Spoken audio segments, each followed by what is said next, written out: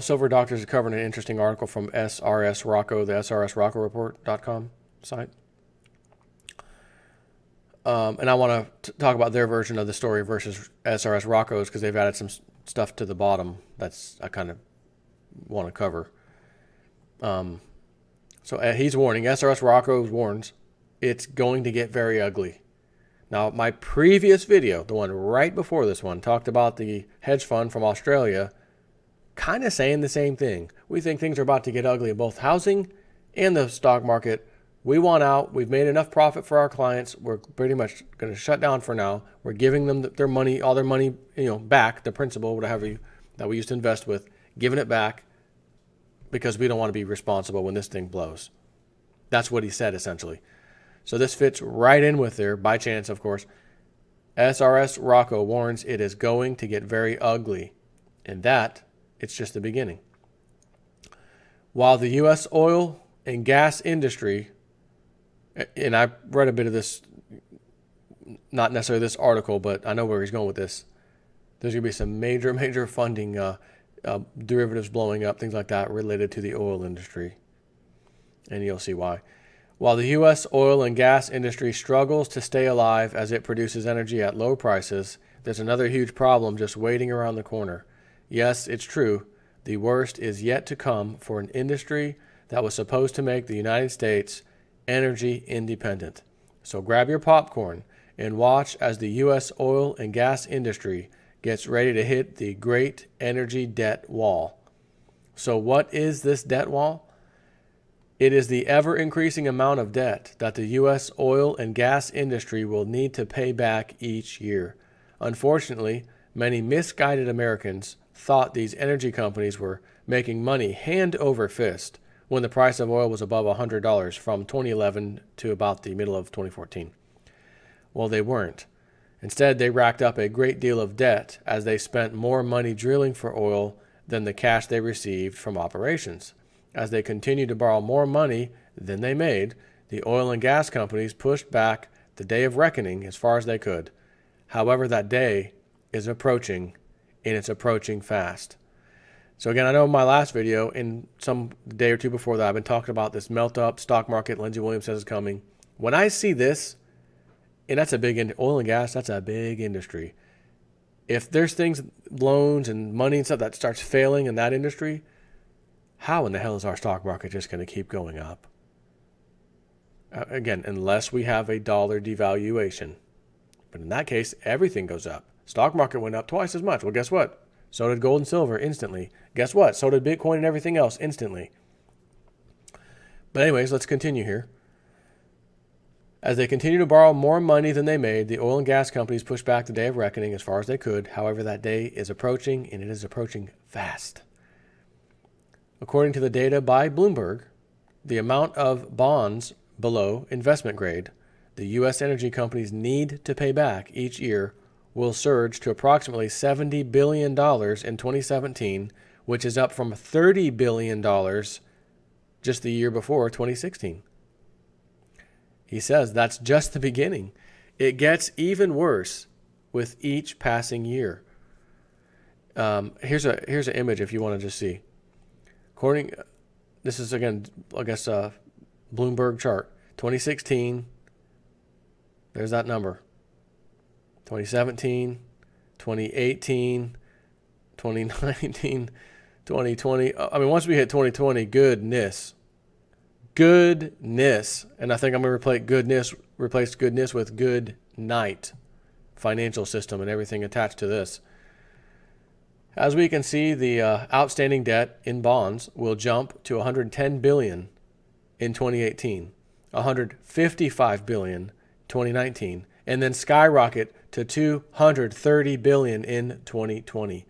This is extremely bad news because it takes oil profits to pay down debt. Right now, very few oil and gas companies are making decent profits or free cash flow. Those who are have been cutting their capital expenditures substantially in order to turn negative free cash flow into positive. Now, I need to break for a second in this article because I want to touch back on the original plan of the elites that Lindsey Williams' friend Ken Fromm had nailed in advance, this is what the plan is. We're going to overthrow the following governments in the Middle East and give them to the Muslim Brotherhood. He said this at the end of 2010. It happened 4 to 5 months later, exactly when he said it would happen, and in the order he said it would happen in. Egypt, Yemen, Libya, Syria, Saudi Arabia. But, as you know, we've been dead stopped on Syria. We can't get past Assad. Russia doesn't want it now, right? I mean, they never did. But let's continue with the story of how it's supposed to go. Saudi Arabia and the Middle East, especially when Saudi Arabia's time came to be overthrown, we'd hear breaking news. Saudi Arabia's, massive people protesting the streets. It's causing a spike in oil prices, unrest, yada, yada, yada. It'd be complete nonsense, but we control the price of oil on our, Wall Street here, futures contracts. So we set the price where we want it. But that was the whole point of bringing the price down. See, in 2008, first of all, before this, Lindsey Williams said in 2007, I was watching his video, and he said, in the near future, they're going to bring gas prices per barrel of oil up to $150, $150 a barrel. It happened. July, I believe, of 2008. While it was happening, he comes out and does an interview. Several, as a matter of fact, with different radio shows. Guys, it's going down to $50 and below by 2009. You're out of your mind. It's going to go higher. The news, everybody's going to... I told you what it was going to do, and they're telling me it's going down. And the reason they had to bring it back down, he said, and they're going to hold it there for a while, was because these Middle Eastern countries, all of whom have to have good priced oil to survive. They went from third world status in the 70s and prior to essentially first world status. Rich people all over the place. They brought up their middle class. I mean, it was wonderful for them. They're making so much money thanks to the deal we made with them in the 70s. But they need, as he said, at minimum, I think he said it was around $80 a barrel was the absolute minimum. And that was back in 2008, by the way. Just to stay where they are. Just to keep the bills paid and everything where it was at. So he said, we're going to take it down to 50 and below to essentially bankrupt them. We're going to put some serious financial burden so that they get into super duper debt themselves. So this has been going on for quite some time now. Sub $100 barrel oil, right? And how long has it been? 50? Right? Going on a couple years now, because I know it went back up a little bit after the $50, then it came back down, and it's now stayed down. So we're putting big financial strain on them. And the goal was, as he said, Ken Fromm a few years back said, we would bring that civil unrest to them there. You'd see oil prices spike to at least 150, possibly higher to 200. That was going to cause us to have problems because our recovery, we couldn't deal with $200 barrel oil. It'd be killing us. It'd be killing the whole world for the most part. Too expensive. We'd have to default on our bonds, our debt somehow, and they over there, including all the Middle East and every other country that are holding United States Treasury bonds, would be screwed overnight. We'd say we have to do this because the insane price of oil, yada, yada, yada. They would be so pissed off holding a bag now of a huge haircut, what they thought was valuable U.S. Treasury bonds is now worth crap. They would stop selling us oil. And then oh my God, what are we going to do? Oh, we have some off of Gull Island we found in Alaska. The USS Liberty oil rig is standing over there on standby right now. It's been there for 3 years, 4 years. Lindsey Williams said it when it was being towed over there. It's the biggest one ever created. He said, when I go to commercial break on this host, check it out online. You'll see. And I did. I went right online. Sure enough, there it is being towed. Where's it going to? Oh, Prudhoe Bay, Alaska. No kidding. And there it sits, just waiting. So he said we would see gas prices, again, $4 or $5 at the gas pump. But after the whole fiasco with Saudi Arabia and all that, the prices would come down ultimately, but they're still going to be up pretty decently. So with pretty decently priced gas, that would tell me that what I'm reading you right now, if this plan actually is pulled off, and right now, as you've seen, it has stopped, and we can't get past Syria, his charts he's looking at here, 2018, 2019, looking real dismal for the oil cartel. which may be why all of a sudden we're back. We got to deal with Syria all of a sudden. They must deal with this before these days come, before these years come, because the oil industry in this country will completely collapse on all this bond debt that they have. And I bet in their minds, in the elite's minds, we'll have this thing taken care of way before 2020. We'll have this done before 2015. Wait a minute, we're in 2017 now. We're halfway through. And it ain't done yet, right? So they may be in a little bit of a panic mode. So my question is, if they don't pull that off, and right now they still haven't been able to pull it off, what happens? Maybe the United States doesn't do what they've always done, and their plan goes in the crapper, and all of a sudden we have defaulting left and right oil companies and gas companies, and that was not part of the plan. Not going to be a pretty day. So I want to just bring that up because it really fits in here. So anyways, unfortunately, it still won't be enough, not by a long shot. If we use some simple math, we can plainly see the U.S. oil industry will never be able to pay back the majority of its debt. Shale oil production, cost and profit estimates for 2018. Revenue, 5 million barrels a day. Shale oil production times 365 days times $50 a barrel equals $91 billion.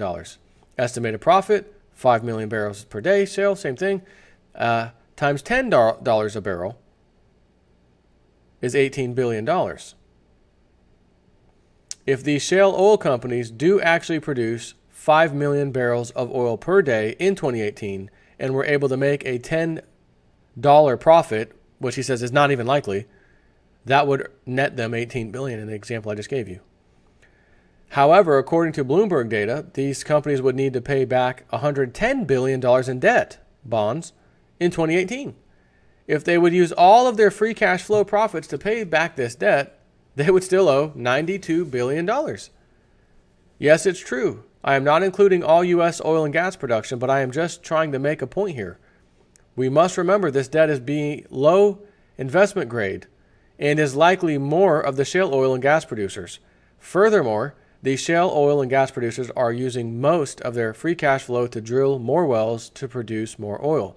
So, in all reality, they will not take all of their profits or free cash flow to pay down the debt. They just wouldn't have the funds to continue drilling.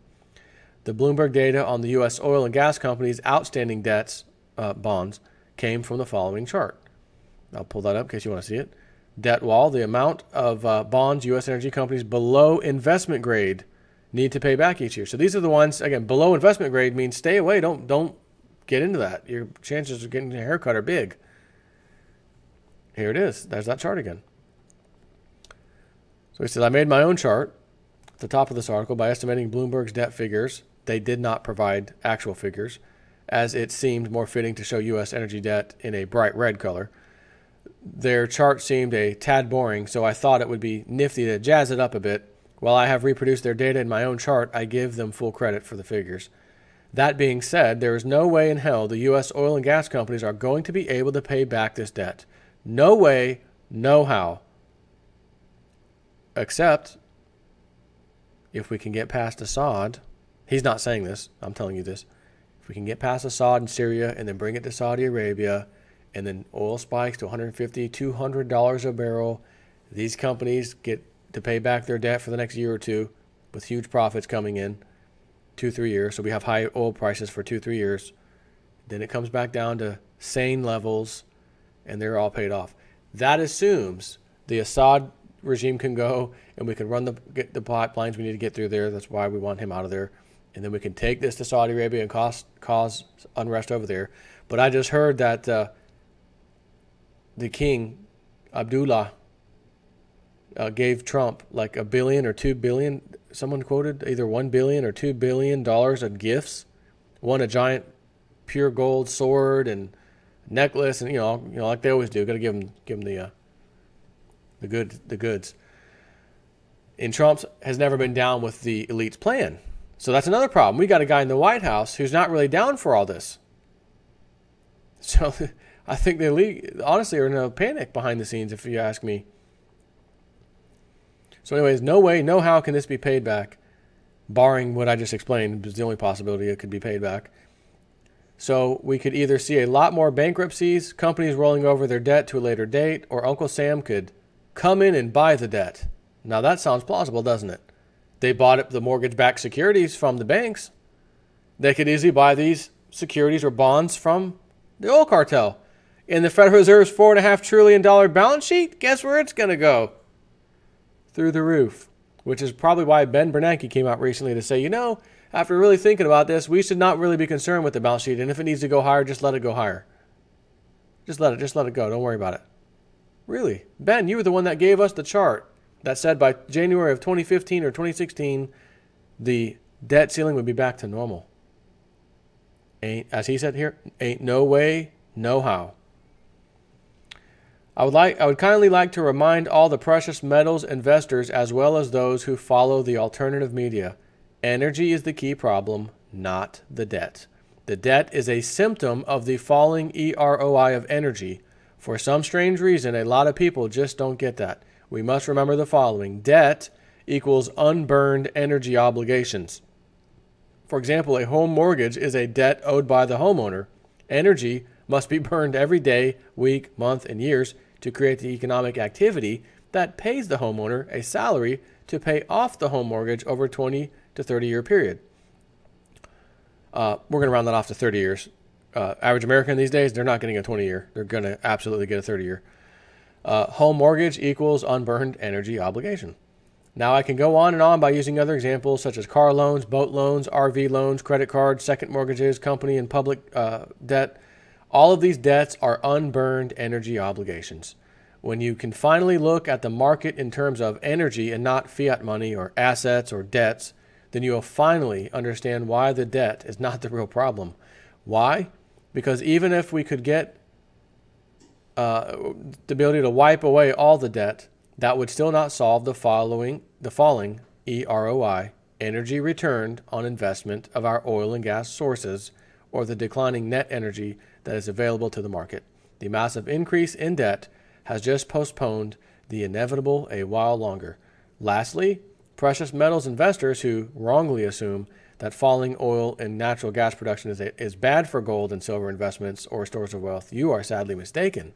Gold and silver have been providing a store of wealth for 2,000 plus years before oil and natural gas came onto the world market. Precious metals were storing mostly economic energy of human and animal labor, as well as capital created from human and animal labor. So when oil and natural gas production really starts to decline, the value of most stocks, bonds, and real estate, where 99% of investors have their money tied up, will implode. Thus, only a 1% movement of that wealth into gold and silver will push them to values never seen before in history. I will be publishing some very interesting articles over the next few weeks, and I am doing preliminary work on a new paid report on Bitcoin, gold, and silver, he says. There is a lot about these asset investments that most people do not understand. This is from the SRSRocco report. And again, it's the end of the month. I'm just going to shout this out one more time. Speaking of gold and silver, speaking of Bitcoin, if you're taking profits on your Bitcoin or anything like that and you want to put it into a hard asset, physical silver is a great one. sdbullion.com/jsnip4. There's a deal there for new customers that sign up to SD Bullion to get a 10-ounce bar, the Proclaim Liberty 10-ounce bar, at spot price. No additional fees other than, of course, shipping, which their shipping is very cheap, by the way. And then that link is also in my description box, sdbullion.com/jsnip4. Anyways, like I've said, I got my stash of silver. I'm happy with that. I really don't need to add more to that, to be honest with you. I'm taking my extra funds right now and dumping it into these cryptos. And I thought to myself, as I've mentioned, I'd like to buy a house one day, and I'd love to come out here and tell you a story one day. Hey, I bought a house with Bitcoin. I bought a house with Bitcoin when Bitcoin was in the $2,000 range. Not when it was $2. It was when it was $2,000 range. It's now, $14,000. Love to come out here and do that. And say, I still got some left over. Let me go ahead and add some more to my silver collection since I got some nice massive profits back. And yes, you will have to pay capital gains tax on that stuff, by the way, as far as Bitcoin and that goes. So do keep track of what you're doing. Take care. Off to the final video.